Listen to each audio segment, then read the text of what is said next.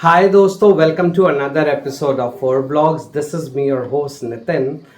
तो गाइस, कैसे हैं आप लोग? उम्मीद करता हूं कि फेस्टिवल सीज़न है, माहौल बहुत ही खुशनुमा हो रखा है। हर तरफ नवरात्रि की धूम है, दशहरा है, डांडिया नाइट्स हैं। तो उम्मीद करता हूँ आप सबके जीवन में भी खुशहाली माता रानी लेके आ रही होंगी और आप लोग अपने जीवन को पूरी तरह से एंजॉय कर रहे होंगे। और अब इस फेस्टिव सीज़न में एक चीज़ जो बहुत ज़्यादा कैटेगोरिकली हम हिंदुस्तानियों की पसंद होती है, वो होती है गाड़ी खरीदना। जैसे कि आपने देखा, अभी नवरात्रि थी, हमने भी एक रॉयल एनफील्ड हिमालयन 450 को अपने घर का सदस्य बनाया है, फोर ब्लॉग्स फैमिली का, जिसके ऊपर बहुत सारे व्लॉग्स अब आने वाले हैं और आपके सामने सब कुछ हिमालयन के बारे में, जितनी नेगेटिविटी है, जितनी पॉजिटिविटी है, जो भी कुछ है, सब कुछ ऑन द टेबल में सर्व करूंगा कुछ दिनों में। तो लेकिन उससे पहले एक बहुत ज़रूरी चीज़ वो ये है कि हम सब की पसंद होती है कि नवरात्रि है, दशहरा है, दिवाली है, धनतेरस है, तो गाड़ियाँ खरीदी जाएं। ये हिंदुस्तान का रिवाज रहा है और हिंदुस्तान खरीदता आया है। लेकिन इसमें भी कुछ चीज़ें बहुत ध्यान देने लायक हैं और बहुत ध्यान देने लायक बातें ये हैं कि कहीं आपके साथ कोई स्कैम तो नहीं हो रहा। तो आज इसके ऊपर करेंगे पूरी बात। जो लोग चैनल पे पहली बार आए हो, चैनल सब्सक्राइब कर लेना। वीडियो अच्छी लगे तो लाइक और शेयर ज़रूर कीजिएगा। और हाँ गाइस, ये वीडियो सिर्फ बाइक्स तक सीमित नहीं है। अगर आप कार्स को भी लेना चाह रहे हैं तो ये आपके लिए भी उतना ही इक्वली इम्पोर्टेंट है। तो आइए शुरू करते हैं।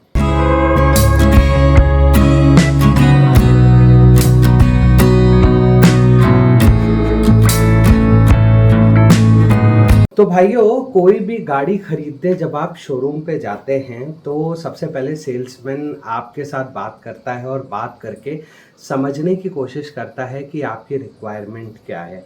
जैसे आप, हो सकता है आप रॉयल एनफील्ड की कोई बाइक लेना चाहते हैं, हो सकता है आप हीरो की कोई बाइक लेना चाहते हैं, या हो सकता है आप टाटा की कोई कार लेना चाहते हैं, या hyundai की या किया की, इर्रिस्पेक्टिव।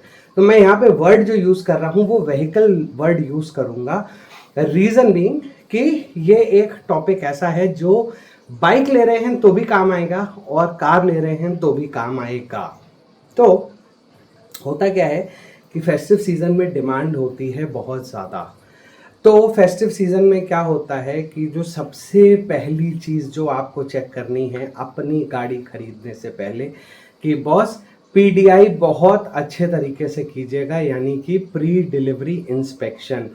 गाड़ी को चेक कीजिएगा रस्टिंग के लिए, गाड़ी को चेक कीजिएगा स्क्रैचेस के लिए, गाड़ी को चेक कीजिएगा कोई अनवांटेड साउंड या नॉइस तो नहीं है, गाड़ी को चेक कीजिएगा किसी तरीके का कोई इलेक्ट्रिकल मैल फंक्शन तो नहीं है।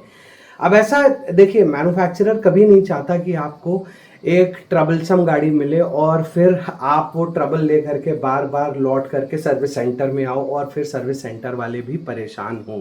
ऐसा बिल्कुल नहीं चाहता। लेकिन होता क्या है, फेस्टिव सीज़न होता है, प्रेशर बहुत ज़्यादा होता है, तो यहाँ पे आपको बहुत ज़्यादा ध्यान देने की ज़रूरत है। क्वालिटी इश्यूज आते हैं, और ये मैं किसी एक मैन्युफैक्चरर के लिए नहीं कह रहा हूँ, ऑल अक्रॉस आप मैन्युफैक्चरर्स देखिए। क्योंकि क्या होता है, देखिए, क्वालिटी असेसमेंट कौन करता है?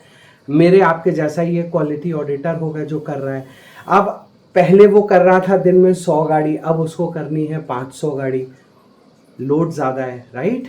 तो यहाँ पे आपको बहुत ज़्यादा अच्छे से अपनी गाड़ी को चेक करना है बिलिंग होने से पहले। एक बार अगर बिलिंग हो गई, वो गाड़ी का बिल आपके नाम पे कट गया या फिर आरटीओ की रसीद कट गई, फिर बॉस कुछ नहीं हो सकता। फिर तो वो ट्रबलसम गाड़ी के साथ आप और सर्विस सेंटर दोस्ती कर लो। लेकिन अगर आपने ऐसा नहीं किया है तो आप सबसे पहले गाड़ी का प्री डिलीवरी इंस्पेक्शन कीजिए बहुत अच्छे से, और रिक्वेस्ट कीजिए डीलरशिप से कि मुझे एक छोटा सा, मे बी 1 किलोमीटर और 2 किलोमीटर, 1-2 किलोमीटर से कोई फ़र्क नहीं पड़ता, कि गाड़ी की राइड भी करवाइए, जिससे कोई अनवांटेड साउंड तो नहीं है इंजन से, गियर बॉक्स में कोई प्रॉब्लम तो नहीं है, कोई इलेक्ट्रिकल मैल फंक्शन तो नहीं है। ये सारी चीज़ें आप चेक कर सकें।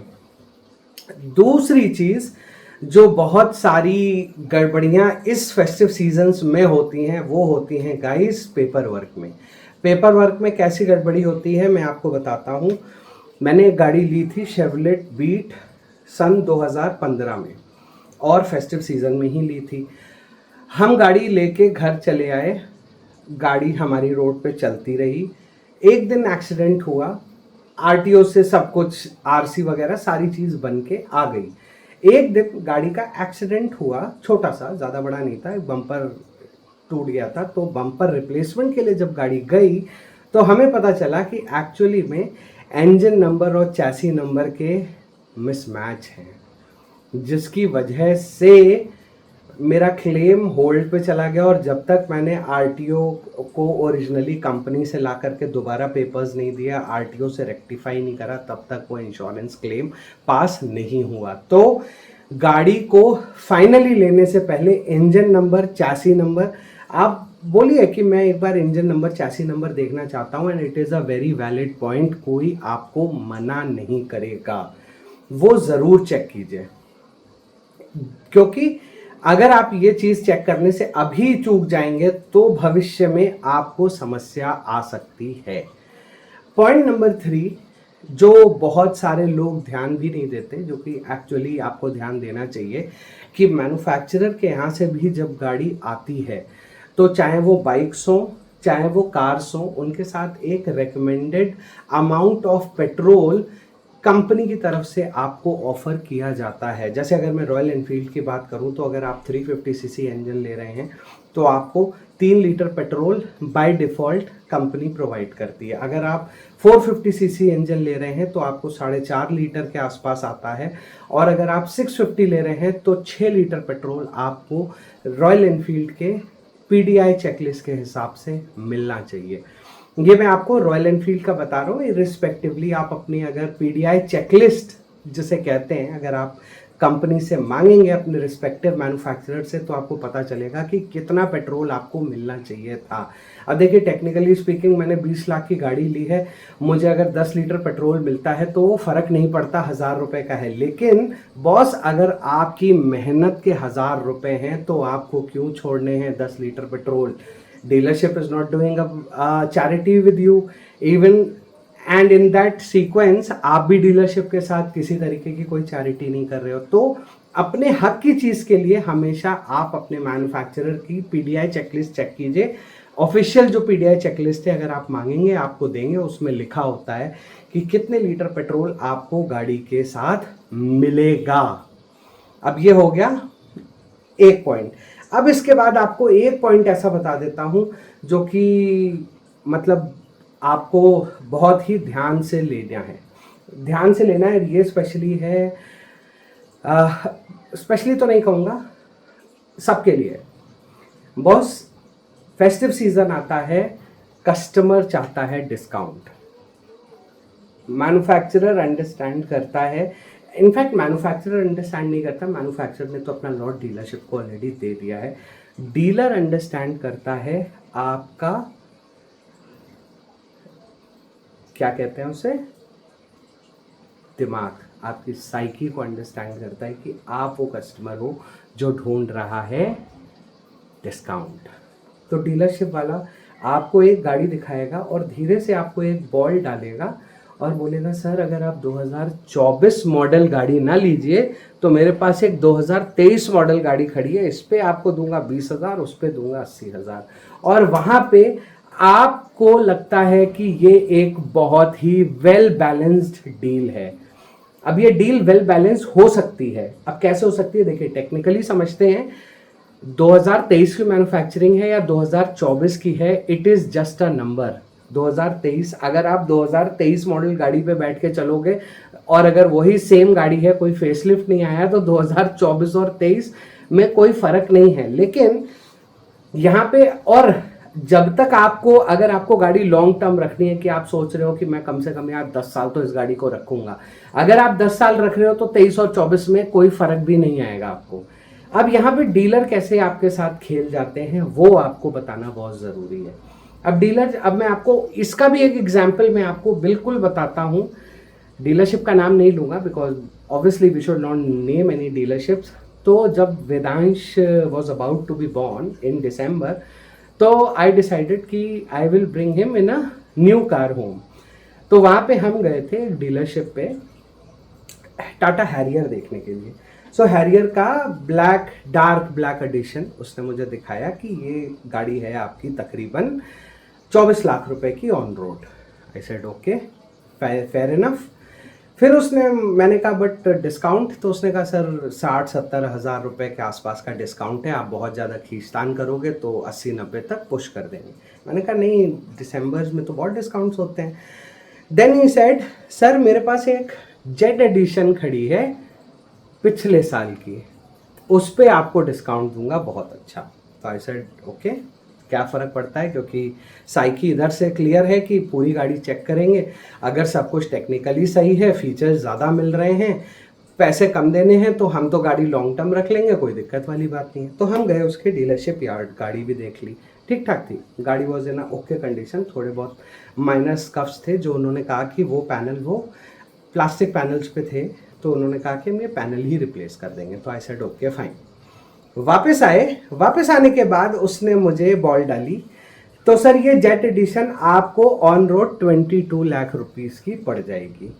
तो टेक्निकली जो हैरियर में अभी ले रहा था डार्क प्लस एडिशन, वो थी 24 लाख की, और जिसपे मैं 1 लाख कम कर लेता तो 23 की पड़ जाती, और ये उसने मुझे 20 की ऑफर कर दी। तो मैंने कहा यार डिस्काउंट तो 1 साल के हिसाब से बहुत कम है। तो उसने कहा सर अच्छा चलो मैं एक बार बात करके आता हूँ। बात करने गया और वो वापस आया, उसने कहा सर हम आपको 1,50,000 रुपये दे देंगे फ्लैट डिस्काउंट, अब इससे बेहतर डील नहीं हो सकती। Here was the game changer. अब जिस प्राइस पे वो गाड़ी मुझे पड़ रही थी, यानी कि 24 लाख से 1.5 लाख रुपए सस्ती, यानी कि 22 लाख समथिंग की, जब मैंने जा करके एक्चुअली में जिस ईयर की मैन्युफैक्चरिंग और जिस टाइम की वो जेट एडिशन कार थी, जब मैंने उसको के चेक करा तो उसकी जो ऑन रोड प्राइस थी वो 20 लाख थी। यानी कि तब से अब तक में गाड़ी के प्राइसेस कई बार इंक्रीज होते रहे। तो डीलरशिप ने मुझे डिस्काउंट जो दिया वो करेंट मॉडल पे डिस्काउंट दिया, रादर दैन जिस प्राइस पे उसने परचेज की थी। और दूसरी चीज जो सबसे मजेदार है वो ये होती है कि ये गाड़ियां जो होती हैं अक्सर, ये बाइक्स के साथ भी होता है, कार्स के साथ ही नहीं होता। तो क्या होता है, डीलरशिप्स इन बाइक्स को अपनी इन्वेंट्री से आउट कर देते हैं, यानी कि इनको बिल करके खड़ी कर देते हैं, बिल टू एक्स, मतलब कंपनी स्टॉक से उन्होंने हटा दी, उनके पास अभी भी एज इट इज खड़ी हैं, ब्रांड न्यू है, वैसे कोई दिक्कत नहीं है। तो यहाँ पे आपको समझदारी दिखाने की ज़रूरत है कि अगर आप पुराने साल की गाड़ी ले रहे हैं तो पुराने साल में उस गाड़ी की क्या एक्स शोरूम कॉस्ट थी उसके ऊपर डिस्काउंट मांगिए, क्योंकि पुराने साल से पिछले साल में अब तक अगर कार है तो 2-2.5 लाख रुपए तो वैसे ही बढ़ चुके होंगे। आप समझ रहे हैं मेरी बात? और अगर बाइक है तो 20-25 हजार बढ़ चुके होंगे। तो वो आपके ऊपर फेवर थोड़ी कर रहा है। अगर उसने आपको 25 हजार में 10 हजार कम कर दिया, चलो सर जाओ आप खुश हो जाओ, 10 हजार आपको सस्ती दे दी, तो आप खुश हो गए, ओ भाई साहब मुझे 10 हजार सस्ती मिली। नहीं सर, आपको 10 हजार सस्ती नहीं, 15 हजार महंगी पड़ी। सिमिलरली अगर गाड़ी के प्राइस 2.5 लाख बढ़ गए तो उसने मुझे 1.5 लाख रुपए छोड़ दिए, तो उसने मुझ पर फेवर नहीं किया, बल्कि मुझे 1 लाख रुपए और महंगी दी। तो ये चीज को ना बहुत अच्छे से अपने दिमाग में बिठा लीजिएगा कि अगर आप पुराने साल की कोई गाड़ी ले रहे हो तो उस डेट पे, जिस डेट पे वो गाड़ी मैन्युफैक्चर हुई थी, उसकी एक शोरूम पे क्या डिस्काउंट मिलेगा वो मैटर करता है। और चौथा और आखिरी प्रो टिप जाने से पहले दे रहा हूं, इंश्योरेंस जब भी आप खरीदना एक बार चेक जरूर कर लेना मार्केट में, क्योंकि क्या होता है इंश्योरेंस को लेकर के बहुत ज़्यादा डीलरशिप्स पे फ्लूकिंग चलती है। फ्लूकिंग बोले तो कि अगर एक्चुअली में आप कंपनी से वही इंश्योरेंस लो तो वो हो सकता है आपको 25 हजार का मिले, बट जब आप डीलरशिप पे जाते हो तो उसकी प्राइस होती है 75, और 75 से कम करके 50 करके वो 25 हजार भी आपकी जेब से ही जाते हैं। ठीक है साहब? तो उम्मीद करता हूं कि मेरे सारे मित्रों को, सब्सक्राइबर्स को, जो भी इस नए साल में गाड़ियां ले रहे हैं, बाइकें ले रहे हैं, कार्स ले रहे हैं, माता रानी आप सबको आशीर्वाद दे, आप कुछ भी लीजिए लेकिन जागरूक बनिए और बेवकूफ़ बनने से बचिए। ये वीडियो बनाने का पर्पस सिर्फ इतना सा था। किसी भी ब्रांड के अगेंस्ट नहीं हूं मैं, किसी डीलरशिप के अगेंस्ट नहीं है, लेकिन आपको जागरूक रहने की ज़रूरत है। With this note, this is me Nitin signing off from 4 vlogs for the day. मिलेंगे आपसे बहुत जल्दी एक और नए वीडियो में। Till then, stay tuned, stay safe, stay secured. Good bye.